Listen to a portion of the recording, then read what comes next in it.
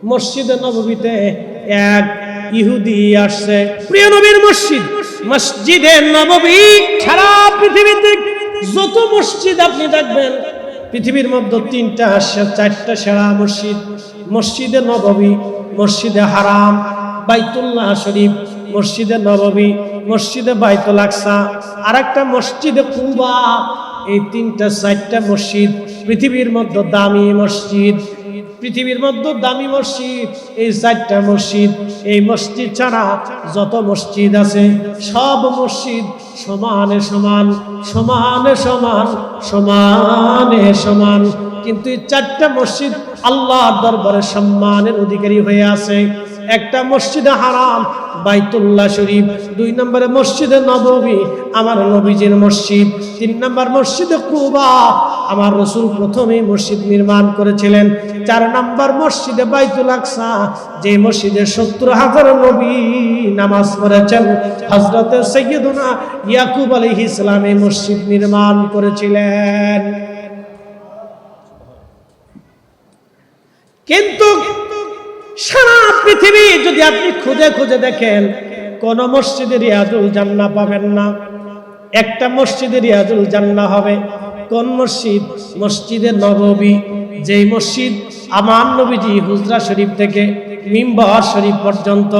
যদি কোনোদিন মসজিদে নববীতে যান, রওজা শরীফ থেকে মিম্বার শরীফ পর্যন্ত রিয়াজুল জান্নাহ। এই রওজা শরীফে ঘুমিয়ে আছেন আমার নবী। এই রওজা শরীফটাই ছিল আম্মা জানা আয়েশা সিদ্দিকা রাদিয়াল্লাহু আনহার হুজরা বারগা।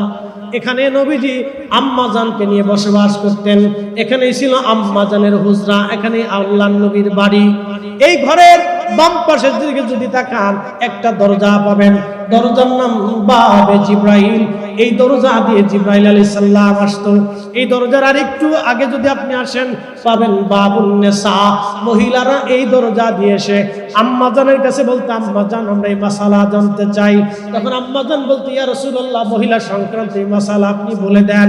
তখন আল্লাহর নবী বলে দিতেন, আম্মা জান আয়েশা, আম্মা জান উম্মে সালমা, আম্মা জান হাবিবা, আম্মা জান সাউদা রিদওয়ানুল্লাহি তাআলা আলাইহিম আজমাইন, আমার নবীর বিবিগণ, আমাদের মাগণ এখান থেকে নারীদেরকে দ্বীন শিক্ষা দিতেন। একবার জোরে বলা যাবে কি মারহাবা? শোনেন, মসজিদে নববী যেখানে রাসূল ঘুমিয়েছে, এখানে ছিল আল্লাহ রাসূলের বাসস্থান। এখানে নবী থাকতেন। এখান থেকে মিম্বার শরীফ পর্যন্ত রিয়াজুল জান্নাত, জান্নাতের বাগান। যদি এখানে নামাজ পড়েন তাহলে বুঝবেন আপনি জান্নাতে নামাজ পড়েছেন। এখানে যদি দোয়া করেন তাহলে বুঝবেন আপনি জান্নাতে বসে বসে দোয়া করেছেন। একসাথে বলবেন আল্লাহু আকবার। এখন প্রশ্ন করি, জবাব দিবেন রিয়াজুল জান্নাহ কেন হলো? নবীজি বারবার বারবার বাইতুল আকসা 70,000 নবী আসলো, রিয়াজুল জান্নাহ নাই। হারামাইন শরীফে 2,24,000 নবী তাওয়াফ করলো, কিন্তু রিয়াজুল জান্নাহ নাই। মুসল্লি আমার দিকে তাকান, শুনে যান, শুনে যান। বাইতুল্লাহ শরীফের মুতাফের ভিতরে 360 জন নবীর মাজার। একসাথে বলবেন আল্লাহু আকবার। কত কত না ওয়াজ মুখস্থ করে দিয়েছে, কতজন নবী? 360 জন নবীর মাজার। মুতাফের ভিতরে, কাবা শরীফের মুতাফের ভিতরে 360 জন নবীর মাজার। একেবারে দরওয়াজাতে হযরত ইসমাঈল আলাইহিস সালামের মাজার, তার পাশে হযরত নূহ আলাইহিস সালামের মাজার। এর পাশে যদি আসেন মাকামে ইব্রাহিম, ইব্রাহিম আলাইহিস সালামের মাকাম। একবার জোরে বলা যাবে কি মারহাবা? সারা কাবা শরীফে এত নবী আসলো, রিয়াজুল জান্নাহ আপনি পাবেন না। বাইতুল আকসাতে 70,000 নবী নামাজ পড়লেন, রিয়াজুল জান্নাহ আপনি পাবেন না। কিন্তু সব নবীদের নবী, সব রাসূলদের ইমাম, যেই হুজরা থেকে, যেই মিম্বার শরীফে বারবার বারবার বারবার গেলেন আসলেন, গেলেন আসলেন, গেলেন আসলেন, গেলেন আসলেন। যাওয়া আসার কারণে আমার আল্লাহ জানাই দিলেন, হাবিব হুজরা থেকে মিম্বর, মিম্বর থেকে হুজরা। আমি আল্লাহ ঘোষণা দিয়ে দিলাম, এটা আপনি নবীর কারণে রিয়াজুল জান্নাহ, জান্নাতের টুকরা। চিৎকার করে জোরে করলো আয়া রাসূলুল্লাহ। সাইয়েদুনা মুসা কালিমুল্লাহর উম্মত অন্ধ ডাক দিয়ে বলে, হুজুর তবে একটা ভুল করেছিলাম। আমি কি করেছিলাম? ভুল করছি। গুনাহ হয়েছে কিনা জানি না, একটা ভুল করছিলাম। যদি ভুলটা গুনাহ হয় তো আমি চলে যাব, আর যদি গুনাহ না হয় তো আমি বসে থাকবো। বলে অন্ধ, কি ভুল করছিলা তুমি বলো? দেখেন ইখলাস কি। অন্ধ, কি ভুল করছো তুমি বলো? অন্ধ ডাক দিয়ে বলতেছে, হুজুর আমি সদর রাস্তা দিয়ে হেঁটে হেঁটে যাচ্ছিলাম। সদর রাস্তা দিয়ে হেঁটে হেঁটে যাওয়ার সময় এক রাস্তার পাশে একটা বাড়ি ছিল। বাড়ির সদর দরজা, প্রধান দরজা খোলা রাখা ছিল। সদর দরজা খোলা রাখার কারণে ভিতরের দরজাও খোলা রাখা ছিল। ভিতরে একজন বেগানা নারী, অর্থাৎ আপনারা তো জানেন অভ্যন্তরে ঘরের বাহিরে নারীরা তাদের ইচ্ছা মতো থাকতেই পারে।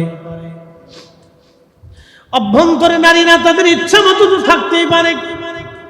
ওই অন্ধ ডাক দিয়ে বলতে, হুজুর আমি রাস্তা দিয়ে হেঁটে যাওয়ার সময় সদর দরজায় চোখ পড়ে গেল। সদর দরজায় যখন চোখ পড়েছে আমার, আমি অন্দর মহলের দিকে চোখ চলে গেল, ওই বেগানা নারীর দিকে আমার চোখ পড়ে গেল। হুজুর সাথে সাথে আমি আমার চোখটাকে ঘুরাইলাম। হৃদয়, আমার দিলকে, আমার কালকে, আমার আত্মাকে, আমার নাফসকে, আমার রুহকে ধমক দিয়ে বললাম, এ রুহু, আজকে তুই আমাকে সদর দরজার দিকে ঘুরাইয়া এই চোখটাকে অন্দর মহলের বেগানা নারীর দিকে ঘুরাই নিলি। আজকে চোখ আর রাখবো না, এই চোখ আমি ফেলে দেব, নষ্ট করে ফেলবো। বলে, হুজুর আমি আমার নিজের হাতে চোখ অন্ধ করে দিয়েছিলাম। আমি অন্ধ হয়ে গেছি। আমি অন্ধ ইচ্ছা করে হয়েছে যাতে গুনাহ থেকে আমি বাঁচতে পারি। হুজুর এটা যদি আমার অপরাধ হয়, আমার যদি গুনাহ হয়ে থাকে তাহলে আমি চলে যাব, আর গুনাহ যদি না হয় তাহলে আমি বসে থাকবো। সাইয়েদুনা মূসা আলাইহিস সালাম ডাক দিয়ে বলেন, আরে অন্ধ, তোমার গুনাহ হয় নাই, তুমি বসে থাকো। আজকে তুমি দোয়া করলে আল্লাহর আকাশ থেকে বৃষ্টি নাজিল হবে। না না হয় না, আরো জোরে জোরে জোরে জোরে। এই উম্মতের এরকম পার্সন আছে না নাই? আছে দেখি বৃষ্টি হয়। যে অকাম কুকাম এদেশের মানুষ করে, মুসলমান মানুষ কই কেমনে? মুসলমান তো আরো করে। আপনি চলে যান তো ইউরোপে, ওরা খাবারের আগে মদ খায়, খাবারের ভিতরে মদ খায়, খাবারের পরে মদ খায়। ওদের নারীরা হাফ প্যান্ট করে রাস্তা দিয়ে আড়ে। আপনি তো নাউজুবিল্লাহ বলেন, কিন্তু জানতো ওদের খাবারে ভেজাল নাই, পানিতে ভেজাল নাই, দুধে ভেজাল নাই, কোন বাচ্চার খাবারে ভেজাল নাই। মিথ্যা বলে না, আদালতে মিথ্যা সাক্ষী দেয় না। আর আমাদের বাংলাদেশে মামলা শুরু হয় মিথ্যা দিয়ে।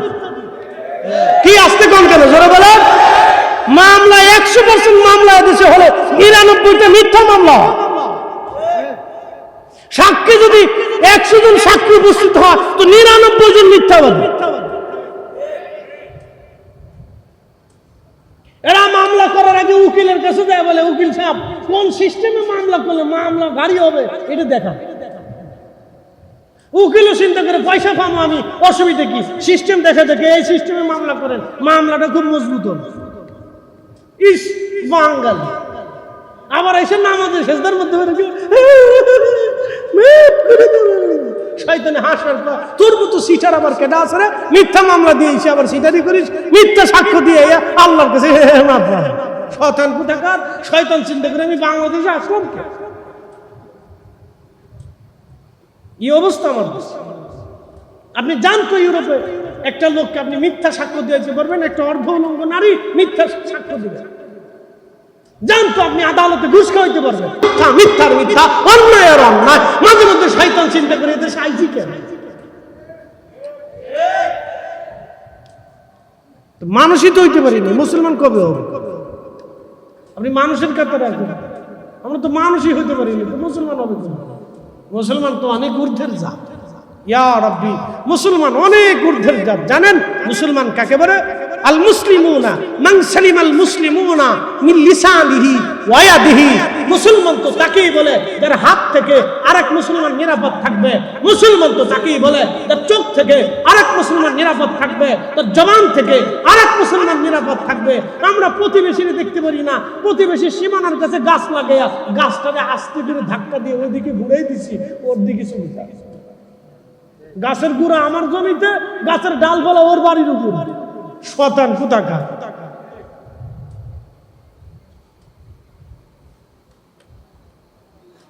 প্রিয় উপস্থিতি আমার, এগুলো আমাদেরকে শিখতে হবে, বুঝার দরকার। আমরা মানুষ কেন হয়েছি, কেন মানুষ হইলাম, এটা আমাদেরকে বুঝতে হবে। প্রিয় ভাই আমার, খুব মনোযোগ দিবেন।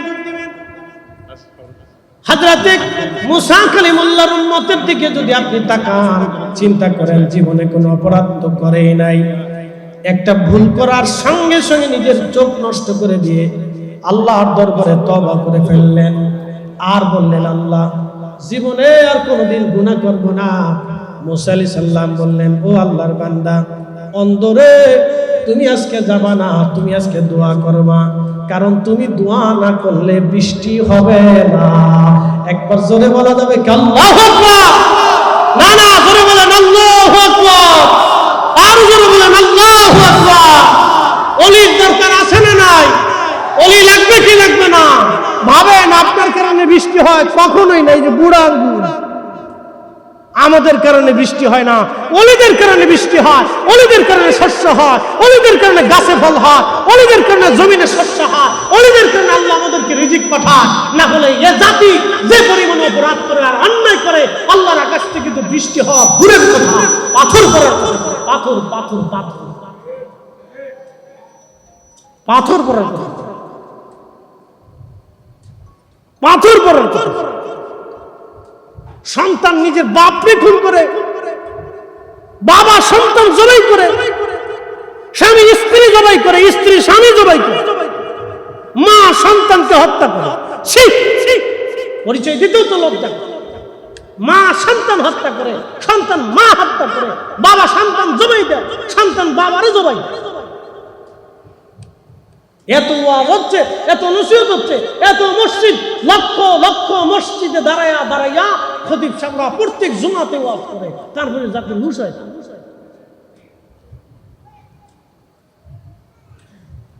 তারপরে জাতির হুশ হয়। এরা এখনো রাস্তার কোনায় বাথরুম করে। কি কথা কেন নাকি হাসেন কেন? রাস্তার কোনার দ্বারা এমন কিছু খারাপ বাথরুম করে দেয়। এরে জাতি। বিমানে উঠলে, আমি মালয়েশিয়া থেকে আসতেছি, বিমানে উঠার পরে আমার পাশে এক ভদ্রলোক, তিনি কক্সবাজার ব্যবসা করেন, হোটেল মোটেল আছে, ভদ্রলোক দাঁড়িয়ে আছে, নামাজ কালাম পড়ে, খুব শরীফ মানুষ। তা আমরা দুইজন চুপচাপ বসে আছি। বিমান বাংলাদেশে খালি ল্যান্ড করবে, খালি ঘোষণা দিচ্ছে শাহজালাল আন্তর্জাতিক বিমানবন্দরের খুব কাছাকাছি এসে পড়েছি। এই বিমানে ঘোষণা দেয় না, বাপরে বাপ, বাঙালি কথাবার্তা শুরু করে, মনে হচ্ছে তখনই এটা উপরের বক্স মাস খুলে মাথায় করে নিয়ে যদি জানালা হয়তো লাভ দিয়ে ঘুরে নিচে পড়ে। কি আজ আজব জাতি। আমরা দুজনে হাসিয়ে দেখছেন কত পাগলের দেশে বাস করি আমরা। এরা মানসিকভাবে অসুস্থ। এই জন্য শিক্ষা ব্যবস্থা পরিবর্তন করতে হবে। আল্লাহর কসম করে বলি, শিক্ষা ব্যবস্থা ক্লাস 1 থেকে পরিবর্তন করতে হবে। আবার বলি, শিক্ষা ব্যবস্থা ক্লাস 1 থেকে একবারে মাস্টার্স পর্যন্ত, শেষ সময় পর্যন্ত শিক্ষা ব্যবস্থা চেঞ্জ করতে হবে। তাদেরকে প্র্যাকটিক্যাল শিক্ষা দিতে হবে, তাদেরকে প্র্যাকটিক্যাল থিওরিক্যাল শিক্ষা দিতে হবে। শুধু খাতা কলমে, কাগজে কলমে হলে হবে না, তাদেরকে প্র্যাকটিক্যাল উস্তাদ ছাত্র দিয়ে প্র্যাকটিক্যাল শিক্ষা ব্যবস্থা চেঞ্জ করে দিয়া জাতিকে পরিবর্তন করতে হবে। নতুবা সম্ভব হবে না। 2 দিন পর পর মারামারি, গুতাগুতি, গিলিগিলি লাগবে।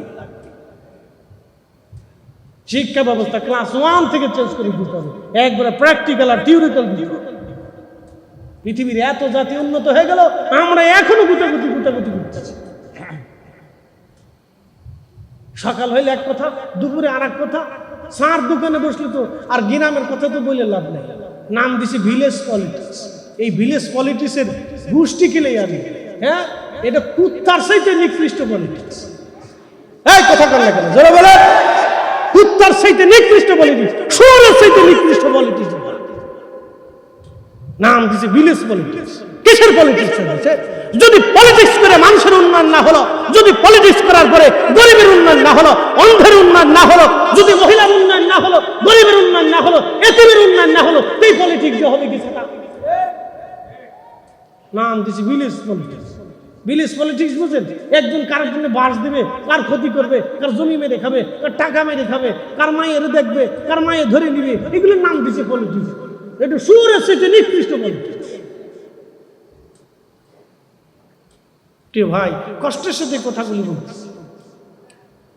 এই জন্য আমাদের শিক্ষা ব্যবস্থা একবারে ক্লাস 1 থেকে মাস্টার্স পর্যন্ত একবারে পরিবর্তন করে দিতে হবে।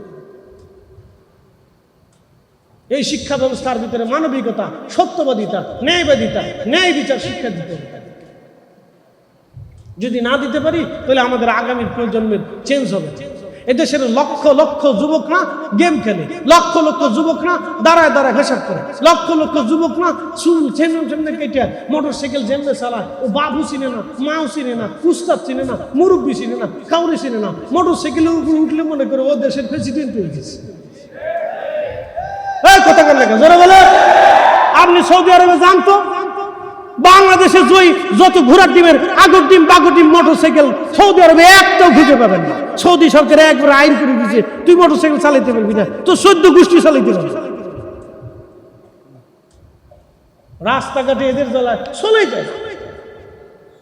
অ্যাক্সিডেন্ট, দুর্ঘটনা একটার পর একটা প্রতিনিয়ত চলতেছে। খুন খারাপি, মারামারি, ধরাধরি, এখানে সেখানে, এগুলি কি হচ্ছে নাকি? এটা কি একটা পরিবেশ? এটা কি একটা দেশ? আপনি যদি চলে যান সৌদি, চলে যান উন্নত বিশ্বগুলি, তাদের ছেলেবেলে কত আদবওয়ালা, কত সুন্দরওয়ালা, রাস্তায় চলতেছে, কাজ করতেছে, তারা ডান বামে তাকানোরই সময়। এই জন্য যিনি জ্ঞানী বলেছিলেন যে অলস মস্তিষ্ক শয়তানের কর্মশালা, কথাটা অত্যন্ত চমৎকার কথা লিখেছিলেন। যারা অলস থাকে, কাম নাই কাজ নাই, এরা খালি ওই ভিলেজ পলিটিক্স করে বেড়ায়। এরে ক্ষতি করবে, এরে মারবে, এরে ধরবে, এর দোষ, হের দোষ, চার দোকানে, ফানের দোকানে, বিড়ির দোকানে, এই দোকানে, সেই দোকানে, বাপ রে বাপ। আর আমাদের দেশে আছে বাংলা সিনেমা, উরে বাপ রে বাপ। চার দোকানে যখন চালায় দেয় তখন 3 কিলোমিটার দূর থেকে আওয়াজ হয় ঢুসুম ঢুসুম ঢুসুম ঢুসুম ঢুসুম ঢুসুম ঢুসুম ঢুসুম। বাংলা সিনেমা, এই সিনেমা বাচ্চা কাচ্চা নিয়ে বসে দেখতে পারবেন? লজ্জায় আপনার মাথা হেঁটে যাবে যে এরা আবার মানুষ হয় কেন? নাম দিছে চিত্র জগৎ, এদের পিছনে লাগিয়েছে স্টার, তারকা। শয়তানে চিন্তা করে ওরা যদি তারকা হয় তাহলে আমি শয়তান কেমন হই? বুঝতে পারছেন? উচিত কথা বললে হুজুর ভালো না। ওদেরকে শিখতে হবে, বুঝতে হবে আমরা মানুষ, সর্বশ্রেষ্ঠ জীব মানুষ। একসাথে বলবেন আল্লাহু আকবার। না না, আরো জোরে বলুন, জোরে বলুন, জোরে জোরে। আমরা সর্বশ্রেষ্ঠ জীব মানুষ। শোনেন, রহমতের নবী মদিনাতুল মুনাওয়ারাতে গেলেন। মদিনায় মুনাওয়ারা যাইয়া রহমতের নবী কত ইহুদি ছিল, কত খ্রিস্টান ছিল, কত ভিন্ন ধর্মের ছিল, পত্তলিক ছিল। মক্কাতে আসলেন, পত্তলিক ছিল, অন্য ধর্মের ছিল, কেউ ধর্ম মানত না, দিন দুনিয়া বুঝতো না। আল্লাহ রাসূল আসার পরে কারো ডেকে নিয়ে হত্যা করেন নাই, কারো বাড়ি আগুন দেন নাই, কারো জমি পুড়িয়ে দেন নাই, কারো ফসল নষ্ট করেন নাই, কারো উট দুম্বা ছাগল ভেড়া তিনি নিয়ে আসেন নাই। আর আমার দেশে হচ্ছে কি, 2 দিন পর এই মাজার ভাঙ্গো, ওই দরবার ভাঙ্গো, তার বাড়ি ভাঙ্গো। কয়েকদিন আগে দেখলাম দিনাজপুরের এক দরবার ভেঙে আগুন ধরে পুড়ে দিয়েছে, মসজিদ পর্যন্ত পুড়ে যাইতেছে। হায় বাঙালি, তোমাকে ধর্মকে শিক্ষা দিয়েছে, তোমাকে দিনকে শিক্ষা দিয়েছে। রহমতের নবীর কাছে হিন্দু নিরাপদ ছিল, খ্রিস্টান নিরাপদ ছিল, ইহুদি নিরাপদ ছিল। আর অন্য ধর্মের মানুষ যদি রহমতের নবীর কাছে নিরাপত্তা পেতে পারে তাহলে তুমি হয় মিলাদ করো, আমি না হয় করি না। তুমি হয় নূর মানো, আমি না হয় মানি না। আমি না হয় মানি, তুমি না হয় মানো না। তুমি না হয় পীর মুরিদি মানো না, আমি না হয় পীর মুরিদি মানি। সেই জন্য তো তুমি আমার বাড়ি আক্রমণ করতে পারো না, আমার জমি পুড়াইতে পারো না, আমার বাড়ির ঘর গরু ছাগল তুমি আগুন দিয়ে পুড়িয়ে দিতে, নষ্ট করে দিতে পারো না। এই শিক্ষা রহমতের নবী ইসলাম কোনোদিন দেয় নাই। কথা ঠিক না?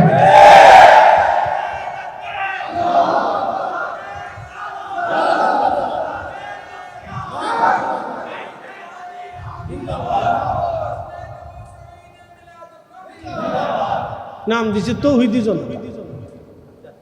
ইস, তোমার তৌহিদি জন কে শিখেছে তোমাকে? তৌহিদি জনতা। রাসূলের উপরে কে তৌহিদ জানতো? সাহাবায়ে কেরামের উপরে কে তৌহিদ? দেখান কোন সাহাবীর জীবনে, দেখান হযরত আবু বকরের জীবনে, দেখান হযরত ওমরের জীবনে, দেখান হযরত ওমর খলিফাতুল মুসলিমিন, কত বড় খলিফা, বাংলাদেশের মতো 200 দেশের খলিফা। বর্তমান ইরান, বর্তমান ইরাক, ওমান, ইয়ামান, কাতার, দুবাই, বাহরাইন, সৌদি আরব, জর্দান, এরপরে ফিলিস্তিন, এরপরে যদি আপনি দেখেন লেবানন, লিবিয়া, তিউনিসিয়া, মরক্কো, মিশরের মতো বিরাট অংশের খলিফা ছিলেন হযরত ওমর রাদিয়াল্লাহু আনহু। তার রাজ্যের ভিতরে ইহুদি ছিল, খ্রিস্টান ছিল, হিন্দু ছিল, পত্তলিক ছিল, অন্য ধর্মের ছিল, বিভিন্ন ধর্মের ছিল।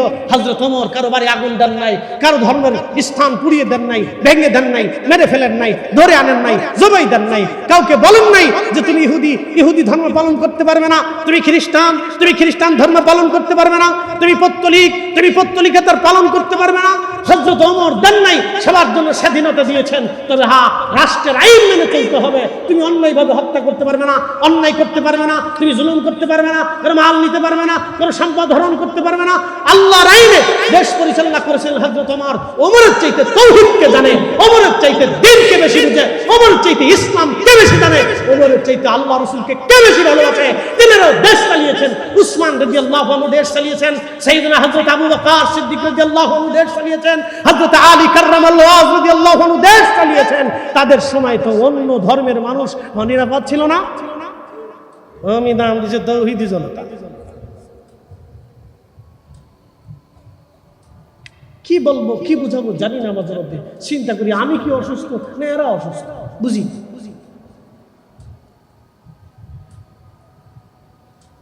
উপস্থিতি এইভাবে যদি চলতে থাকে তাহলে মনে রাখবেন আগামী 10 বছরের ভিতরে এই দেশের সমস্ত মেধা বিদেশে চলে আসবে। আপনি জানেন না, আল্লাহর কসম করে বলি, যদি এইভাবে চলতে থাকে আগামী 10 বছরের ভিতরে এই বাংলাদেশের বড় বড় মেধাগুলি দেশ ছেড়ে চলে যাবে। আর তার পরবর্তী 20 বছরে আপনার কি করুণ পরিণত হবে আপনি নিজেও জানেন না।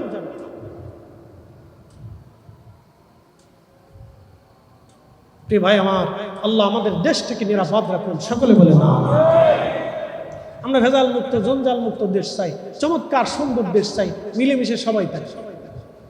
যার মন চাই দোয়া করুন, না করুন না। আমি দোয়া করি, সেই জন্য আমার দোয়া বন্ধ করতে হবে। আমি মিলাদ মাহফিল দিছি, সেই জন্য উঠে পড়ে মিলাদ মাহফিল বন্ধ করতেই হবে।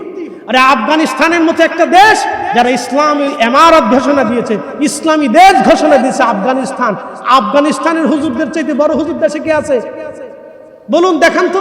আফগানিস্তানের মুজাহিদদের চাইতে পৃথিবীতে কত বড় মুজাহিদ আছে যারা পৃথিবীর 2টা কুফফার বাহিনীকে পরাজিত করেছে। 1 নম্বরে আমেরিকা, 2 নম্বর রাশিয়া।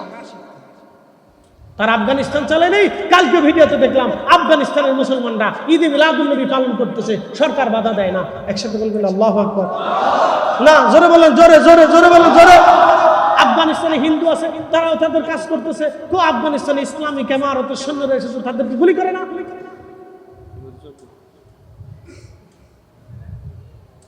কি আশ্চর্য! আমাদের তৌহিদি জনতার নাম দিয়ে এটা ভাঙ্গো, মাজার ভাঙ্গো, মসজিদ ভাঙ্গো, অমুকের দরগা ভাঙ্গো, দরবার ভাঙ্গো, অমুকের পিঠাও ধরে নিয়ে এসে অমুক ভণ্ড, মিলাদুন্নবী হবে না, মিলাদ হবে না, দোয়া হবে না, শেরপুরে মাহফিল করতে যাব, লোকেরা বাধা দিচ্ছে আপনারা করতে পারবেন না। বলে কেন পারবো না? আমার দেশ, আমার জমি, আমার বাস, আমার বাসস্থান, আমি পারবো না তো কি পারবো? ভাই আমার, আল্লাহ আমাদেরকে মিলেমিশে থাকার তৌফিক দান করুন, সকলে বলে না আমিন। না না, আরেকটু জোরে বলে না আমিন। আল্লাহর জমিন, জমিন কার? না না, জোরে বলেন, জমিন কার? জমিন কার? আল্লাহর জমিনে গোলাপ ফুল, গেঁদা ফুল, বিভিন্ন রকমের ফুল আছে কিনা নাই? বিভিন্ন পশু পাখি প্রাণী আছে কিনা নাই? কে সৃষ্টি করছে? আমরা করছি না আল্লাহ করছে? খাবার কি আমরা দেই না আল্লাহ দেয়? তো বিভিন্ন ফুল যদি একই বাগানে থাকতে পারে, বিভিন্ন পশু প্রাণীরা যদি একই জঙ্গলে থাকতে পারে, তো আমরা মানুষ হইয়া কেন একই জমিনে আমরা বসবাস করতে পারবো না? আমার এই জিনিসটা বুঝেই দেবে। কে শিখাইলো এই দিন? কে শিখাইলো এই ধর্ম? তোমাকে উগ্রতা তোমাকে কে শিখিয়েছে?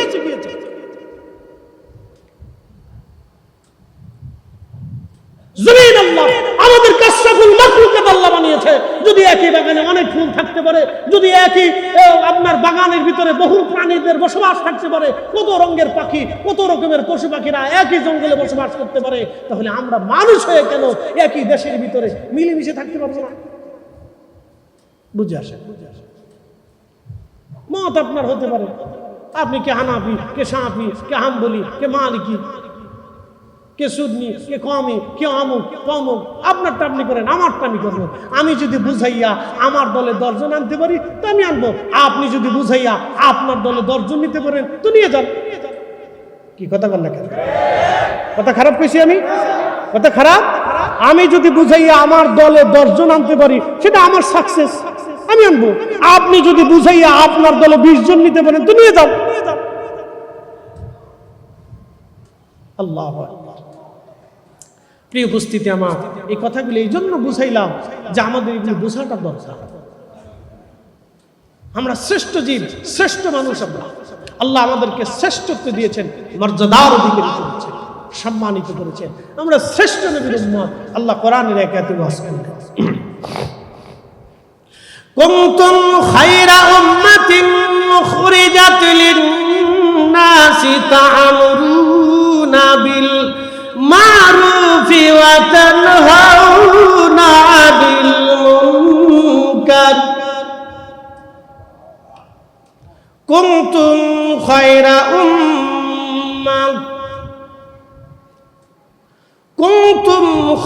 উম্মাতিন উখরিজাত লিন-নাসি তা'মুরুনা বিল মারুফি ওয়া তানহাউনা 'আনিল মুনকার। রব্বুল আলামিন কুরআনুল কারীমের ভিতরে আমার আল্লাহ বললেন, তোমাদেরকে শ্রেষ্ঠত্ব দিলাম, মর্যাদার অধিকারী বানাইলাম। দুনিয়াতে তোমরা 2টা কাজ করবা। একটা কাজ, মানুষদেরকে ভালো কাজের জন্য দাওয়াত দিবা, ভালো কাজ, মানুষদেরকে ভালোর দিকে ইনভাইট করবা, সুপরামর্শ দিবা, নসিহত করবা মানুষদেরকে, মানুষরা যেন ভালো কাজ করে। আল্লাহর দেওয়া ভালো কাজ, আমার রাসূলের দেওয়া সুন্নাত, আদর্শ, রীতিনীতি যেন মানুষ মেনে মেনে চলে। হালাল হারাম, বৈধ অবৈধ, মানুষ যেন এগুলি বেছে বেছে চলে। মানুষকে শুধু উপদেশ দিবা, ভালো দাওয়াত দিবা। 2 নম্বর আল্লাহ বলে দিলেন, মানুষদেরকে খারাপ কাজ থেকে ফিরাবা, খারাপ কাজ থেকে ফেরাবা। বাংলাদেশের অবস্থা কি? একজন মানুষ আর একজন মানুষকে যদি খুন করে, ধরতেও যায় না, সারাইতেও যায় না। কি অবস্থা দেখেন, কি অসুস্থ মস্তিষ্ক হয়েছে আমাদের। প্রকাশ্যে রাস্তায় মেরে ফেলতেছে, কেউ ঠেকাইতেছে। কি আশ্চর্য, হাজার হাজার মানুষ, শত শত মানুষ রাস্তার পাশ দিয়ে ডাইন দিয়ে চলে যেতেছে, কেউ ঠেকায় না। আর আমাদের মস্তিষ্ক এত অসুস্থ, যদি রোড অ্যাক্সিডেন্ট হয়ে কোনো বাস অ্যাক্সিডেন্ট হয় তো 10 জন, 20 জন, 50 জন, 100 জন দৌড়ায় যায় তাদেরকে সাহায্য করার জন্য। ওর ভিতর কিছু লোক আছে পকেট হাতায়, টাকা হাতায়, মানিব্যাগ হাতায়, মোবাইল টোবাইল চুরি করে নিয়ে যায়। কি কথা কর না কেন? হ্যাঁ, ঠিক বললো ঠিক, না ঠিক বললো ঠিক। এরা বাঙালি, এরা মানুষ, এটা কুত্তা না। এরা মানুষ, এরা কুত্তা না, বানর না, হনুমান না, মানুষে পকেট হাতায়। সাহায্য করা তো দূরের কথা, টাকা পয়সা যা আছে নিয়ে যায়।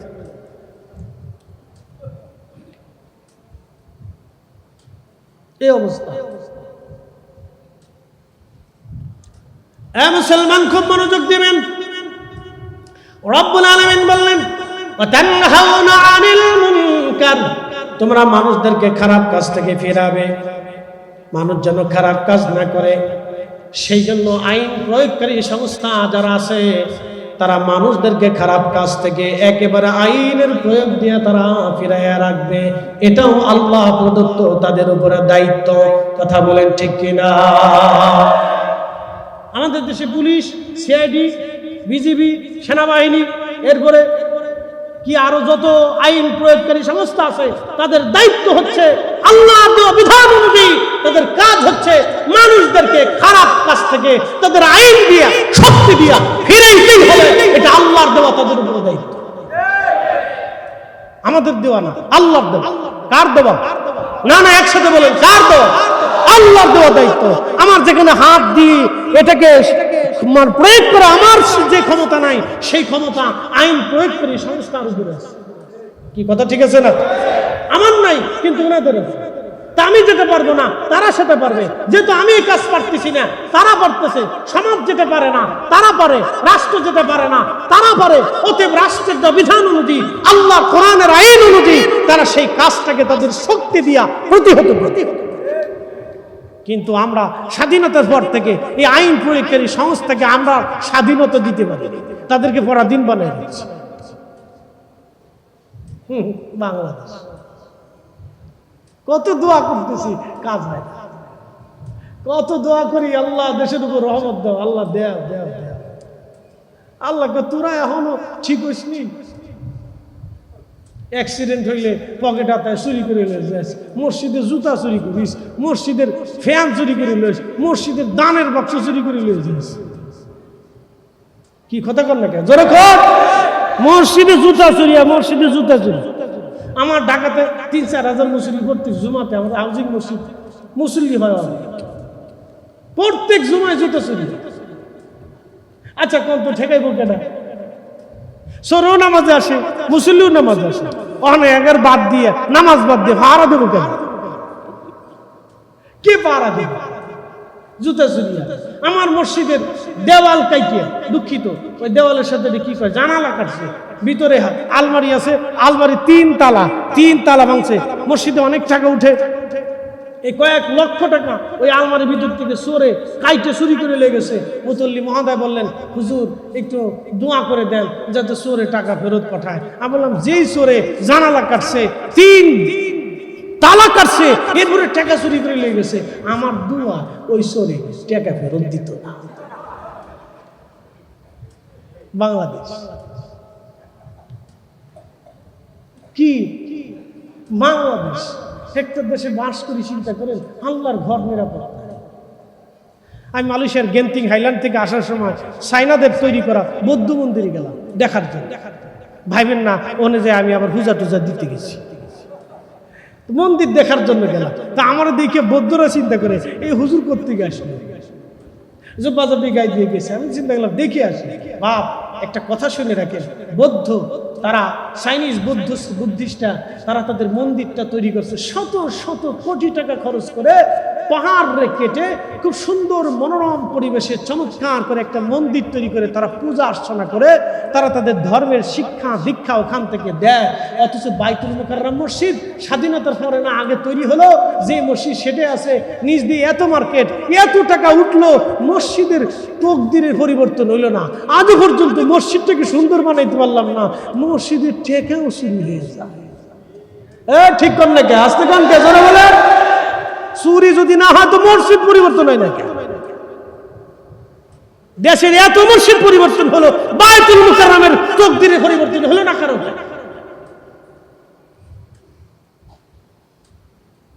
প্রিয় ভাই আমার, কাকে বলবেন কি বুঝাবেন জানি না। এই জন্য আমাদের পরিবর্তন হওয়ার দরকার, আমাদের পরিবর্তন হতে হবে। আমরা আজকে থেকে সিদ্ধান্ত নিব, আমরা আমাদের সন্তানদেরকে শিখাবো।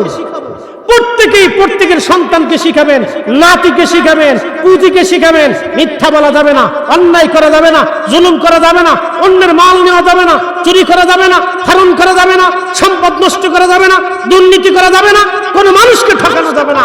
এই নীতিমাত্র যদি শিখাইতে পারেন তাহলে আপনি সুখে থাকবেন, আপনার সন্তানরা সুখে থাকবে, আমার দেশ ভালো হবে, সমাজ সুন্দর হবে। কথা বলো ঠিক না? আমাদের সময়কে পরিবর্তন হতে হবে। আল্লাহ আমাদেরকে পরিবর্তন হওয়ার তৌফিক দান করুন বলে। মুসা আলাইহিস সালাম মনে আসেনি আপনাদের? চলে যাই মুসা আলাইহিস সালামের কাছে।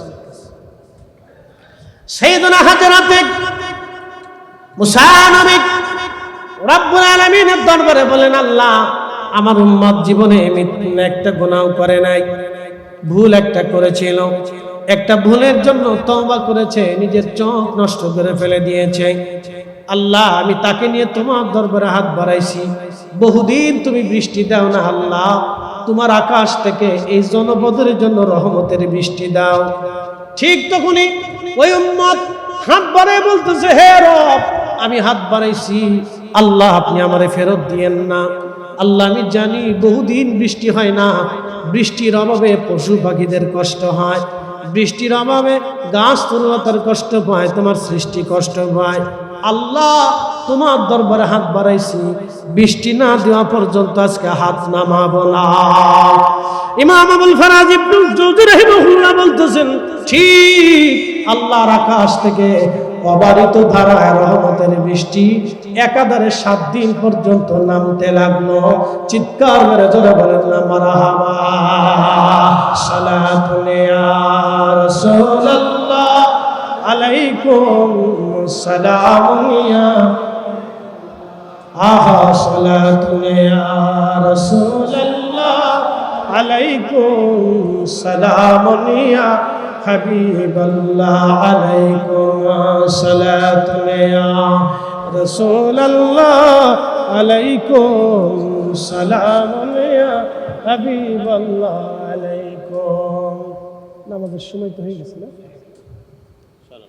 আমি শেষ করি। প্রিয় উপস্থিতি, নামাজের জামাতের সময় কাছে, এরপরে আমাদের তাহির সাহেব আসবেন, আলোচনা করবেন ইনশাআল্লাহ। চমৎকার ওয়াজ শুনবেন, সুন্দর আলোচনা করবেন। আল্লাহ তৌফিক দিক। সকলে বলে না আমিন। চলবে না বন্ধ হবে? আওয়াজ দুর্বল, জোরে বলে চলবে, চলবে, চলবে, চলবে। বেদাতের ফতোয়ার গোষ্ঠী কিলাই যতদিন আমরা আছি, যতদিন উম্মত হিসেবে থাকবো, ততদিন পর্যন্ত নবীর মিলাদের মাহফিল হাত উঁচু করে বলেন চলবে। কথা বলেন ঠিক না বেঠিক? চালাইতেই হবে। যদি আজকে মাহফিল না চলতো তাহলে আমার এই কথা আপনারা শুনতে পারতেন। ঠিক আছে কি না? 10টা কথার একটা কথা তো ভালো লাগতেও পারে, 10 জন না মানলে একজন তো মানতেও পারে। ঠিক আছে না ভাই? মানতেও। হযরত মুসা নবীর উম্মত হাত বাড়িয়ে দোয়া করলেন, আল্লাহ বৃষ্টি যদি না দাও আমি হাত নামাবো না। আকাশ থেকে অঝোর ধারায় বৃষ্টি নামা শুরু হয়ে গেল। প্রচুর পরিমাণে বৃষ্টি হলো, শস্য শ্যামল হয়ে গেল। এর থেকে কি বোঝা যায়? এর থেকে বোঝা যায় এখনো আল্লাহর কিছু পাগল বান্দা আছে যারা দুনিয়া বিরাগী হয়ে শুধু আল্লাহকে খুশি করার জন্য, রাজি খুশি করার জন্য তারা আল্লাহকে খুশি করে। দুনিয়াতে এখনো কিছু আল্লাহর বান্দা আছে, কিয়ামত পর্যন্ত থাকবে। শোনেন, আপনাদেরকে আজকে একটা তথ্য দিই। আমাদের দেশে মাজার শরীফে কিছু মসজিদ আছে না? কি কথা কন না কেন? আছে না? মাজারের আশেপাশে কিছু মসজিদ থাকে, থাকে না ভাই? সবাই কিন্তু পাগল না। পাগল 2 ধরনের। একটা হচ্ছে একবারে ব্রেনই পাগল, মেন্টালিটির সমস্যা, মাথায় মস্তিষ্কে প্রবলেম, তারা পাগল হয়ে রাস্তাঘাটে ঘুরতেছে, বিভিন্ন জায়গায় থাকে, খাবার দিলে খায়, নাহলে বসে থাকে। এরকম কিছু পাগল আছে। আবার কিছু পাগল আছে যাদেরকে মজ্জুব বলা হয়। এরা হলো মুজাহাদা করে। মুজাহাদা বুঝাই আপনাকে? মোরাকাবা, মুশাহাদা, মুজাহাদা। আমরা এখানে যারা আছি, বক্তা শ্রোতা, সবাই আমরা দুনিয়ার পাগল। মনে কিছু নিয়েন না, আমি যে বিরাট বড় সাধু এই কথা বলার জন্য আসি না এখানে। শ্রোতা বক্তা সবাই আমরা দুনিয়ার পাগল। আমরা কেউ টাকার পাগল, কেউ ক্ষমতার পাগল, কেউ জনপ্রিয়তার পাগল, কেউ উপরে নাম দেওয়ার পাগল, কেউ মনে করেন যে পয়সার পাগল, কেউ বউয়ের পাগল, কেউ বাচ্চা পাগের পাগল। আবার কেউ আছে দুনিয়াতে টাকা পয়সা হলে খালি জমি কিনে, বাড়ি গরু করে না, খালি জমি কিনে, এ তো জমির পাগল। আমরা সবাই কিন্তু পাগল। কিসের পাগল? দুনিয়ার পাগল। আবার কিছু মুজাহাদার লোক আছে, মসজিদ। আহা, আল্লাহু আকবার। তারা দুনিয়ার পাগল হইতেন না, তারা দুনিয়াকে জুদা করে আল্লাহর জন্য তারা নিজেরা সারাটা জিন্দেগি আল্লাহর জন্য দিয়ে দেয়, আল্লাহর জন্য দিয়ে দেয়, আল্লাহর জন্য তারা দিয়ে দেয়। কুল ইন্না সালাতি ওয়া নুসুকি ওয়া মাহইয়ায়া ওয়া মামাতি লিল্লাহি রাব্বিল আলামিন। আমরা যতই ওয়াজ সুন্দর করে করি, কিন্তু লিল্লাহি রাব্বিল আলামিনের জন্য সবাই না, লিল্লাহি রাব্বিল আলামিনের জন্য ওই ব্যক্তি যে দুনিয়া থেকে জুদা হয়ে শুধু আল্লাহর জন্য নিবেদিত হয়। বলে কি? কুল ইন্না সালাতি, হুজুর আপনি বলে দেন সালাত নামাজ আমি আল্লাহর জন্য, রোজা আমি আল্লাহর জন্য, কুরবানি করি আমি আল্লাহর জন্য, আমার জিন্দেগি মাহইয়ায়া মাহইয়ায়া, আমার জীবন, আমার সংসার, আমার স্ত্রী, পুত্র, পরিজন, জমি জুমা, হায়াত, নিঃশ্বাস সব আল্লাহর জন্য। মামাতি, আমার মৃত্যুটা, আমি যে চলে যাব, মারা যাব, লিল্লাহি রাব্বিল আলামিন। এই আয়াতের উপরে 100% পিওর আমল করে কারা? তারা মুজাহাদা করে। মুজাহাদা, মুজাহাদা বুঝেন? যারা দুনিয়া বিরাগী হইয়া শুধু আল্লাহকে পাওয়ার জন্য নজ্জুবি হালত নিয়া তারা এখানে সেখানে এই পাহাড়ে পর্বতে আল্লাহ রুলিদের বারগাহে আল্লাহ রুলিদের দরবারে মাজারের পাশে তারা বসে আল্লাহর ইবাদতে 24 ঘন্টা কাটায় দেয়। হুজুর গাউসে বাকের মাজার মালাক্কার কোন বছর দেশের এই দ্বীপের ভিতরে যাইয়া আমি চিন্তা করলাম এই দ্বীপের ভিতরে মানুষ কোত্থেকে আসবে। যাইয়া মাজার জিয়ারত করার পরে দেখি মাজারের মসজিদের পাশে কিছু দুনিয়া বিরাগী মজদুর বসে বসে আল্লাহর তাসবিহ আদায় করতেছে। একসাথে বলবেন আল্লাহু আকবার। মালয়েশিয়ার মতো একটা উন্নত দেশ, যাদের পয়সার অভাব নাই, টাকার অভাব নাই, অর্থের অভাব নাই, তারাও আল্লাহ পাওয়ার জন্য আল্লাহর ওলির মাজারে, আওলাদে রাসূলের মাজারে মসজিদে বসে বসে আল্লাহর তাসবিহ পড়তেছে। খাবার আসলে খা, না আসলে না খা। ভাবতেছেন এই মুজাহাদাত চলে যাবে? নেভার, কখনোই না। কিয়ামতের আগ পর্যন্ত মুজাহাদা চলবে। ইমাম মাহদী আসার আগ পর্যন্ত এই দল জিন্দা থাকবে। বলে কি করে? কোরআন বলতেছে আলা ইন্না আউলিয়া আল্লাহি লা খাউফুন। হে দুনিয়ার মানুষ, তোমরা শুনে রাখো, আমি আল্লাহ তোমাদেরকে ধমক দিয়ে বলতেছি, সাবধান, আমার ওলি যারা, তাদের কোনো ভয় নাই, তাদের কোনো চিন্তা নাই, তাদের কোনো ক্ষয় নাই, তারা ক্ষয় হবে না, তারা শেষ হবে না। আজ বাংলাদেশের ইতিহাসে, বাংলাদেশ তৈরি হওয়ার আগে পাকিস্তান ছিল, পাকিস্তান তৈরি হওয়ার আগে এদেশে ব্রিটিশ ছিল, ব্রিটিশ তৈরি হওয়ার আগে নবাবী ছিল, নবাবীর আগে সালতানাত ছিল, মুঘল ছিল, মুঘলদের আমলেও ওলি ছিল, সালতানাত আমলেও ওলি ছিল, নবাবী আমলে ওলি ছিল, ব্রিটিশদের আমলে ওলি ছিল, পাকিস্তান আমলে ওলি ছিল, এখনো ওলি আছে। বাংলাদেশের পরে আবার কি হবে জানি না, 100 বছর পরে আমার দেশের স্বাধীনতা নাও থাকতে পারে। ভাবতেছেন স্বাধীনতা থাকবে? নাও থাকতে পারে। 100 বছর পর পর পৃথিবীর পর পরিবর্তন হয়। 100 বছর আগে ফিলিস্তিনেরা ছিল স্বাধীন, আর 100 বছর পরে আজ ফিলিস্তিনেরা হয়েছে পরাধীন। 100 বছর আগে রোহিঙ্গারা ছিল স্বাধীন, 100 বছর পরে আরাকান হয়ে গেছে পরাধীন। বাকি 100 বছর পরে বাংলাদেশের স্বাধীনতা নাও থাকতে পারে। দল বেদল না থাকবে, বাংলাদেশের বিভিন্ন রাজনৈতিক দল শেষ হয়ে যাবে, নিঃশেষ হয়ে যাবে। 100 বছর আগে ছিল না, 100 বছর আগে পরে থাকবে না। কিন্তু শাহজালাল ইয়ামানি 100 বছর আগেও ছিল, 100 বছর পরেও আছে, 100 বছর পরেও থাকবে। কাদেরি আছে, চিশতি আছে, নকশবন্দি আছে, মুজাদ্দিদি আছে। 1400 বছর আগে আহলে সুন্নাত ওয়াল জামাত ছিল। কিয়ামতের আগে ইমাম মাহদীর সময় আহলে সুন্নাত ওয়াল জামাত টিকে থাকবে। হালকা করে বলুন ঠিক না ঠিক? এই আস্তে কোন কেন, ডরায় কোন নাকি ভয় পায়? ফয়সালা কি আমার বাবার 14 গোষ্ঠীর? আল্লাহর ফয়সালা, আল্লাহর। আকাশ ভেঙে যাবে, জমিন শুকিয়ে যাবে, সাগর শেষ হয়ে যাবে। ফয়সালা রব্বে করিমের দরবার থেকে পরিবর্তন হবে না। লা তাবদীলা কালিমাতিল্লাহ। আল্লাহর ফয়সালার কোনো পরিবর্তন নাই। লা তাবদীলা কালিমাতিল্লাহ।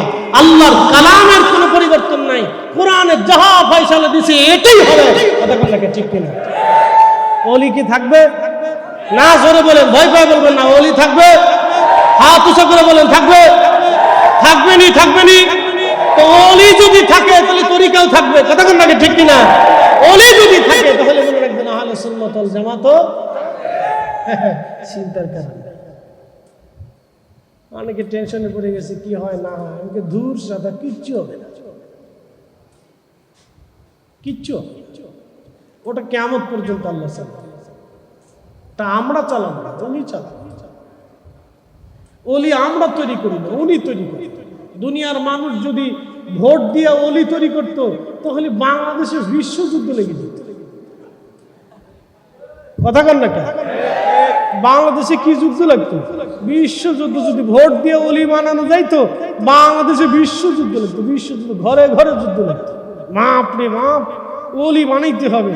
আমার ওলি, তোমার ওলি, অমুক ভাই তমুক ভাই, অমুক ওলির মার্কা কি? ওই বদনা সারা আছে। নির্বাচন দিয়ে ওলি হওয়া যায় না, ভোটাভুটি দিয়ে ওলি হওয়া যায় না। ওলি আল্লাহ নির্বাচন করে। কে নির্বাচন করে? আল্লাহ। এই আমাকে দেখতেছেন, আমি এখানে আসবো, আমি নিজেও কোনোদিন জানতাম। কত দিকে গেছি, কোনো দিকে হয় না। ব্যবসায় গেছি, ব্যবসা হয় না। চাকরিতে গেছি, চাকরি হয় না। সেনাবাহিনীতে গেছি, তাও হয় না।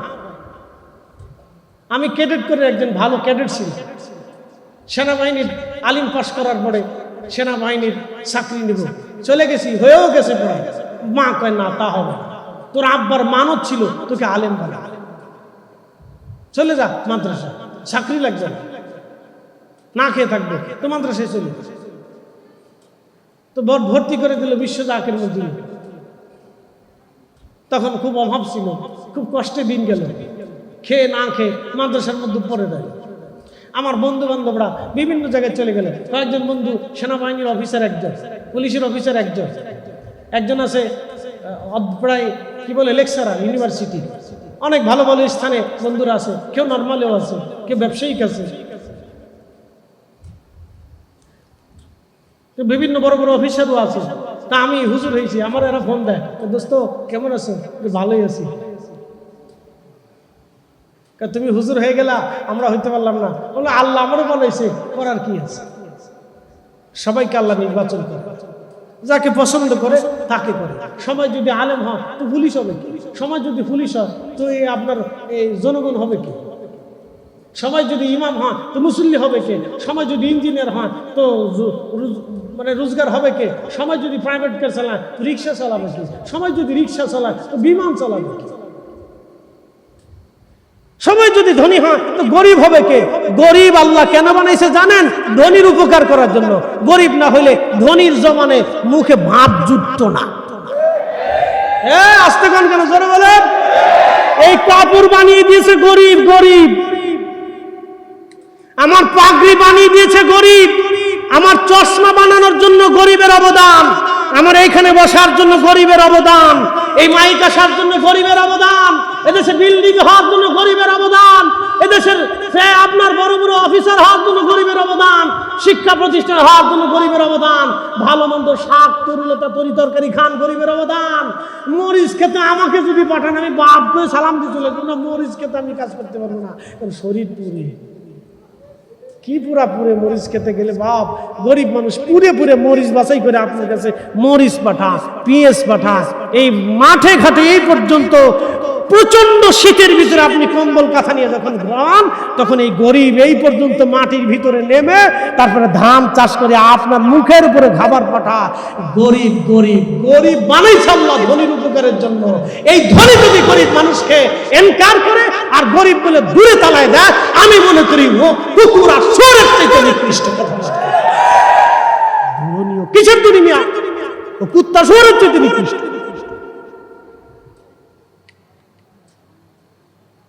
এগুলো আল্লাহ বানায়, আমরা বানাই। ওলি বানাই কে? একসাথে বলেন, ওলি কে বানায়? আমরা বানাই না, আল্লাহ বানায়। আল্লাহ বানায়, আমরা বানাই। এই জন্য আল্লাহ ওয়াজে বলে দিলেন, হে বান্দা, ইয়া আইয়ুহাল্লাযীনা আমানুত্তাকুল্লাহ, হে ঈমানদার, তোমরা আমি আল্লাহকে ভয় করো।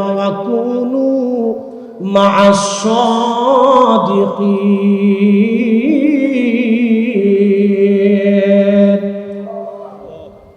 বলেন ভিখারি কে বানায়? না না, জোরে বলেন কে বানায়? আপনাকেও ভিখারি আল্লাহ বানাইতে পারে, ভিখারিকেও ধনী আল্লাহ বানাইতে পারে। ভিখারি আল্লাহ বানায়। ভিখারি যখন সাইল আপনার কাছে আসবে, আল্লাহর কোরআন বলল, ওয়া আম্মাস সাইলা ফালা তানহার। হুজুর, আপনি কখনো ভিখারিকে ধমক দিয়েন না, আপনার উম্মতকে শিখায় দেন, আপনার উম্মত যেন ভিখারিকে ধমক না দেয়। আমি বহু দেখেছি ভিখারিকে ধমক দিয়ে তাড়ায় দেয়। আমি বহু দেখেছি ভিখারিকে ধমক দিয়ে তাড়ায় দেয়। আমার আব্বাজান মাকে সারা জীবন বলে দিয়েছিলেন, শোনো, তুমি আমার স্ত্রী, কোনোদিনও আমার দরজা থেকে ভিখারিকে মাহরুম করবা না, কিছু না কিছু দিয়ে তারপরে ভিখারি বিদায় করবা। সাবধান, আমার বাড়ির দরজা থেকে যেন কোনো ভিখারি কখনো খালি হাতে না চলে যায়। আমি আমার স্ত্রীকে বলে দিয়েছি, বিবি আমার, আল্লাহ আমাকে অনেক সম্পদ দিয়েছেন, অনেক সম্মান দিয়েছেন, বহু মানুষ আমাকে ইজ্জত করে, সম্মান করে, ভালোবাসে। সাবধান, তোমাকে বলে দিচ্ছি, কখনো ভিখারি যদি তোমার সামনে হাত পাতে, ভিখারিকে মাহরুম করে দেবা না। তোমার দরজায় যদি কোনোদিন কোনো গরিব ভিখারি আসে, কখনো তাকে মাহরুম করে দিও না। কিছু না কিছু দিয়ে তাকে বিদায় করবা। তোমার বাচ্চাদেরকে দিয়ে হাত দিয়ে দেওয়া শিখাবা যে বাবা সারা জীবন ভিখারিকে দান করেছে, তোমরা ওইভাবে ভিখারিকে দান করবা। আল্লাহর নবী বললেন, আমার উম্মত কিয়ামতের ময়দানে একদল মানুষ আল্লাহর সামনে দাঁড়াবে। ভালো করে ওয়াজ শুনে যান, কিয়ামতের ময়দানে একদল মানুষ আল্লাহর সামনে দাঁড়ায় যাবে। তাদের চেহারার মধ্যে কোনো গোশত থাকবে না, তাদের চেহারার মধ্যে কোনো গোশত থাকবে না, তাদের চেহারার মধ্যে কোনো গোশত থাকবে না। সাহাবায়ে কেরাম বলেন, ইয়া রাসূলুল্লাহ, কোন অপরাধের জন্য কিয়ামতের ময়দানে তাদের চেহারার মধ্যে গোশত থাকবে না বলেন? রাহমাতুল লিল আলামিন বলে দিলেন, আমার সাহাবীরা রে, আমার উম্মতেরা রে, ভিখারি এসে, জান্দাকারী এসে, সাইল এসে আমার উম্মতের কাছে হাত পাতলো আর তাকে কিছু না দিয়ে ধমক দিয়ে বিদায় করে দিল। ওই ব্যক্তি কিয়ামতের ময়দানে তার চেহারার মধ্যে আল্লাহ কোনো গোশত রাখবে না। আমার আল্লাহ কিয়ামতের ময়দানে তাকেও তার দরজা থেকে আমার আল্লাহ বিতাড়িত করে দেবে।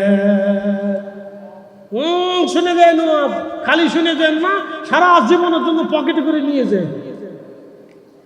খালি শুনে দেন না, ওয়াজ এগুলি পকেটে করে নিয়ে যায়, নিয়ে যায় এগুলি কাজে লাগবে।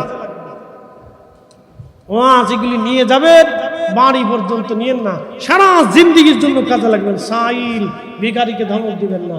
ভিখারি আমরা বানাই না, আল্লাহ নিজে বানায়। আমরা বানাই না, আল্লাহ বানায়, আল্লাহ বানায়, আল্লাহ বানায়। প্রিয় উপস্থিতি আমার, এই জন্য এই কিছু কিছু হাদিস আছে, কিছু কিছু বিষয় আছে যেগুলো আমাদের অনুধাবন করতে হবে। আমরা যেন মানবিক হই, দয়াদ্র হই, দয়াশীল হই। মাল্লাম ইয়ারহামিন নাস ওমাল্লাম ইয়ারহামিল্লাহ, যে মানুষকে দয়া করে না আল্লাহ তাকে দয়া করে না। এই আমার দিকে তাকান, যে মানুষকে দয়া করে না আল্লাহ তাকে দয়া করে না। যে মানুষকে দয়া করে আল্লাহ তাকে দয়া করে। যে মানুষকে দয়া করে আল্লাহ তাকে দয়া করে। আল্লাহ রসুলের দরবারে এক বেদুইন, আল্লাহর নবীর দরবারে বিধর্মী এক বেদুইন নবীজির দরবারে আসলেন মেহমান হিসেবে। আল্লাহর নবী তাকে রাত্রিবেলা নিয়ে খাবার খাওয়াইলেন। খাবার খাওয়াইয়া সুন্দর করে বিশ্রামের জায়গা করে দিলেন। রাত্রিবেলা মেহমান ঘুমাইছে, কিন্তু বেশি অতিরিক্ত খাওয়ার কারণে তার পেটে প্রবলেম দিয়েছে। প্রবলেম দেওয়ার পরে সে বাথরুম খুঁজে না পেয়ে বিছনার ভিতরেই সেই তার বাথরুম হয়ে গেছে। অসুস্থতার কারণে মানুষের হতেই পারে এরকম, হয়ে গেছে। হয়ে যাওয়ার পরে সেই বেদুইন, সে বিধর্মী চিন্তা করলো, হায় হায় হায়, আমি তো আমার যিনি মেজবান তার বাড়ি নষ্ট করে ফেলেছি, বিছানা শেষ করে দিয়েছি। সকালবেলা যদি উনি দেখে তো আমাকে শাস্তি দিবে, এই ডর করে সে খুব অন্ধকারেই বের হয়ে রানা হয়ে চলে গেল। কিন্তু তার তলোয়ারটা রেখে চলে গেল। তলোয়ারের মুঠিটা স্বর্ণ দিয়ে বানানো ছিল, তো দামি তলোয়ার।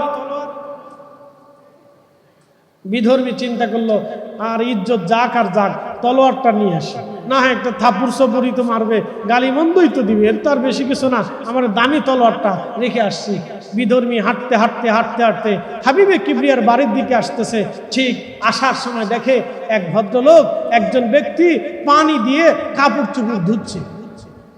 কাছে এসে দেখে যিনি আমাকে রাত্রিবেলা খুব আদর করে খাওয়াইছেন, তিনি আমার বিছানা, যেই বিছানায় আমি পায়খানা পেশাব করে দিয়েছি, সেই বিছানায় তিনি নিজের হাতে পরিষ্কার করতেছে। একসাথে বলবেন আল্লাহু আকবার। হয় না? আরো জোরে, আরো জোরে, জোরে জোরে। তিনি রাহমাতুল লিল আলামিন, আমাদেরকে শিক্ষা দিয়েছেন মানবতা।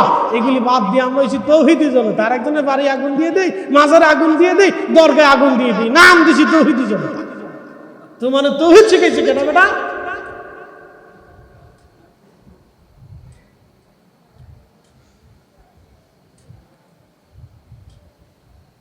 তখন বিধর্মী এসে আল্লাহর হাবিবের সামনে দাঁড়ায় বললেন, আপনি আমার এই কাপড় পরিষ্কার করতেছেন। প্রিয় নবী ডাক দিলেন, আহা, তুমি আমার মেহমান ছিলা, আমি রাত্রিবেলা তোমার খোঁজ নিতে পারি নাই, আন্তরিকভাবে আমি দুঃখিত। আমার দায়িত্ব ছিল তোমার খোঁজ নেওয়া, তুমি কষ্ট পেয়েছো, তোমাকে আমি হেল্প করতে পারি নাই, সাহায্য করতে পারি নাই, তুমি মনে কষ্ট নিয়ে না। তখন এই বিধর্মী বলতেছি, ইয়া রাসূলুল্লাহ, আমার আর বুঝার বাকি নেই, আপনিই নবী, আপনিই নবী, আমাকে পড়ায় দেন সেই কালেমা, যেই কালেমার দাওয়াত নিয়ে আপনি এসেছেন। তখন আল্লাহ নবী পড়ায় দিলেন, পড়ো লা ইলাহা ইল্লাল্লাহু মুহাম্মাদুর রাসূলুল্লাহ সাল্লাল্লাহু আলাইহি ওয়াসাল্লাম। শ্রেষ্ঠ নবী দিলাম রে তরিয়ে নিতে রোজ হাসরে, শ্রেষ্ঠ নবী দিলাম রে করিয়ে নিতে রোজ হাসরে, পথ না ভুলি তাই তো দিলে পাক কুরআনের বাণী, খুদা তোমার মেহেরবানি। সুন্দর ফল সুন্দর ফল মিঠা নদীর পানি, খুদা তোমার মেহেরবানি, খুদা তোমার মেহেরবানি। তুমি কতই দিলে নতুন ভাই বারাদার পুত্রা সাজান, খুদা পেলে অন্ন যোগাও মানি চাই না মানি, খুদা তোমার মেহেরবানি। সুন্দর ফুল সুন্দর ফল মিঠা নদীর পানি, খুদা তোমার মেহেরবানি। সালাতুন ইয়া রাসূলুল্লাহ আলাইকুম, সালামুন ইয়া হাবিবাল্লাহ আলাইকুম, সালাতুন ইয়া রাসূলুল্লাহ সালামুন ইয়া হাবিবাল্লাহ। তৌহিদেরই মুর্শিদ আমার মুহাম্মাদের নাম, ঠিক কি না? তৌহিদেরই মুর্শিদ আমার মুহাম্মাদের নাম। একসাথে করুন আল্লাহু আকবার। তৌহিদ আমাদেরকে কে শিখিয়েছে? আল্লাহর নবী শিখিয়েছে। তৌহিদের রাস্তা আমাদেরকে কে বাতলাইয়া মুর্শিদ হয়েছে? আমার রাসূল হয়েছে, ঠিক কি না? তৌহিদ তো আমরা রাসূল থেকে শিখেছি, দ্বীন তো আমরা নবী থেকে শিখেছি, মানবতা নবী থেকে শিখেছি। আমরা মুসলিম রাসূল থেকে হয়েছি, আমরা মুসলিম নবী থেকে হয়েছি। তৌহিদ তো রাসূল শিখিয়েছে। তৌহিদেরই মুর্শিদ আমার মুহাম্মাদের নাম, মুর্শিদ মুহাম্মাদের নাম। ওই নাম জপলেই বুঝতেই পারি, ওই নাম জপলেই বুঝতেই পারি খুদারি কালাম, মুর্শিদ মুহাম্মাদের নাম। আল্লাহুম্মা সাল্লি আলা মাওলানা। আল্লাহ কোন চলো চলো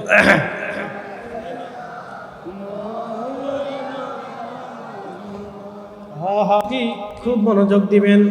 এটা ছিলেন রহমতের নবীজি। অ্যাটেনশন আমার দিকে তাকান। আল্লাহর নবীর মসজিদে নববীতে এক ইহুদি আসছে। শোনেন, প্রিয় নবীর মসজিদ মসজিদে নববী, একসাথে বলবেন আল্লাহু আকবার।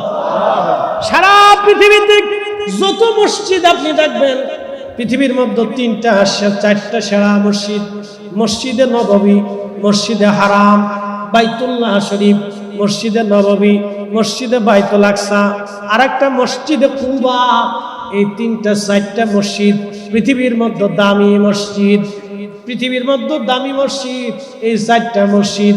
এই মসজিদ ছাড়া যত মসজিদ আছে সব মসজিদ সমানে সমান, সমানে সমান, সমানে সমান। কিন্তু এই 4টা মসজিদ আল্লাহর দরবারে সম্মানের অধিকারী হয়ে আছে। একটা মসজিদে হারাম, বাইতুল্লাহ শরীফ। 2 নম্বরে মসজিদে নববী, আমার নবীজির মসজিদ। 3 নম্বর মসজিদে কুবা, আমার রাসূল প্রথমেই মসজিদ নির্মাণ করেছিলেন। 4 নম্বর মসজিদে বাইতুল আকসা, যে মসজিদে 70,000 নবী নামাজ পড়েছেন। হযরতে সাইয়্যিদুনা ইয়াকুব আলাইহিস সালাম এই মসজিদ নির্মাণ করেছিলেন। কিন্তু সারা পৃথিবী যদি আপনি খুঁজে খুঁজে দেখেন, কোন মসজিদে রিয়াজুল জান্নাহ পাবেন না। একটা মসজিদে রিয়াজুল জান্নাহ হবে। কোন মসজিদ? মসজিদে নববী, যেই মসজিদ আমার নবীজি হুজরা শরীফ থেকে মিম্বার শরীফ পর্যন্ত যদি কোনো দিন মসজিদে নববীতে যান, রওজা শরীফ থেকে মিম্বর শরীফ পর্যন্ত রিয়াজুল জান্নাহ, এই রওজা শরীফে ঘুমিয়ে আছেন আমার নবী। এই রওজা শরীফটাই ছিল আম্মা জানা আয়েশা সিদ্দিকা রাদিয়াল্লাহু আনহার হুজরা বারগা। এখানে নবীজি আম্মা জানকে নিয়ে বসবাস করতেন। এখানেই ছিল আম্মা জানের হুজরা, এখানেই আল্লাহর নবীর বাড়ি। এই ঘরের বাম পাশের দিকে যদি তাকান একটা দরজা পাবেন, দরজার নাম বাবে জিব্রাইল। এই দরজা দিয়ে জিব্রাইল আলাইহিস সালাম আসতো। এই দরজার আর একটু আগে যদি আপনি আসেন পাবেন বাবুন নিসা, মহিলারা এই দরজা দিয়ে এসে আম্মা জানের কাছে বলতো, আম্মা জান আমরা এই মাসালা জানতে চাই। তখন আম্মা জান বলতো, ইয়া রাসূলুল্লাহ মহিলা সংক্রান্ত এই মাসালা আপনি বলে দেন। তখন আল্লাহর নবী বলে দিতেন, আম্মা জান আয়েশা, আম্মা জান উম্মে সালমা, আম্মা জান হাবিবা, আম্মা জান সাউদা রিদওয়ানুল্লাহি তাআলা আলাইহিম আজমাইন, আমার নবীর বিবিগণ, আমাদের মাগণ এখান থেকে নারীদেরকে দ্বীন শিক্ষা দিতেন। একবার জোরে বলা যাবে কি মারহাবা। শোনেন, মসজিদে নববী যেখানে রাসূল ঘুমিয়েছে, এখানে ছিল আল্লাহ রাসূলের বাসস্থান, এখানে নবী থাকতেন। এখান থেকে মিম্বর শরীফ পর্যন্ত রিয়াজুল জান্নাত, জান্নাতের বাগান। যদি এখানে নামাজ পড়েন তাহলে বুঝবেন আপনি জান্নাতে নামাজ পড়েছেন। এখানে যদি দোয়া করেন তাহলে বুঝবেন আপনি জান্নাতে বসে বসে দোয়া করেছেন। একসাথে বলবেন আল্লাহু আকবার। এখন প্রশ্ন করি, জবাব দিবেন রিয়াজুল জান্নাহ কেন হলো? নবীজি বারবার বাইতুল আকসা ৭০,০০০ নবী আসলো, রিয়াজুল জান্নাহ নাই। হারামাইন শরীফে ২,২৪,০০০ নবী তাওয়াফ করলো, কিন্তু রিয়াজুল জান্নাহ নাই। মুসল্লি আমার দিকে তাকান, শুনে যান।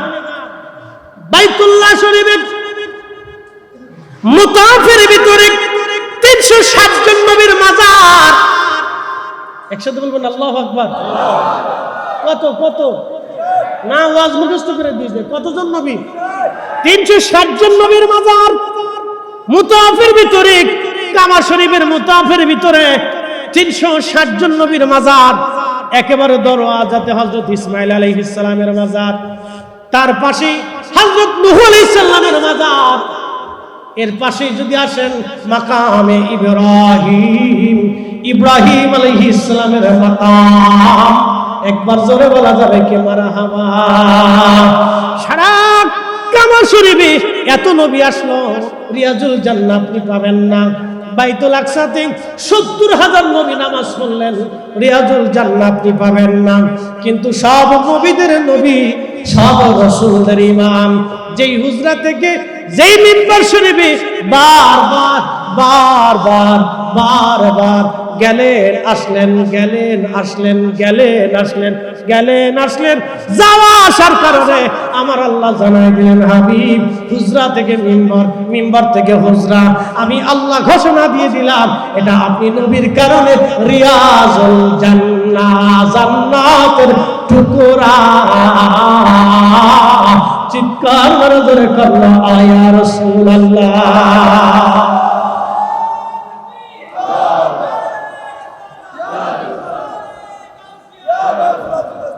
হ্যাঁ, কি বুঝলেন? রিয়াজুল জান্নাহ আর কোথাও আছে? এক জায়গা পাবেন, এক জায়গা। এখানে যদি নামাজ পড়েন তো বুঝবেন বেহেশতে নামাজ পড়েছেন, এখানে যদি দোয়া করেন তো বুঝবেন জান্নাতুল ফিরদাউসে নামাজ পড়েছেন, দোয়া করেছেন। ওই স্থানটুকু আমার আল্লাহ আমার রাসূলের বাসস্থান হিসেবে জান্নাতুল ফিরদাউসে এক করে দেবে। একসাথে বলবেন আল্লাহু আকবার। না হয় না, আরো জোরে বলেন, জোরে। হ্যাঁ, এটা রাসূলের ইজ্জত শেষ। এই জন্য ইমাম আহলে সুন্নাত আলা হযরত কত চমৎকার লিখে দিয়ে গেছেন, সবসে আলা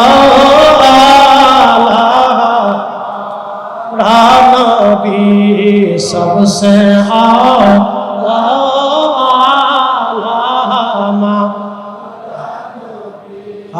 सबसे भाला नबी, सबसे भाला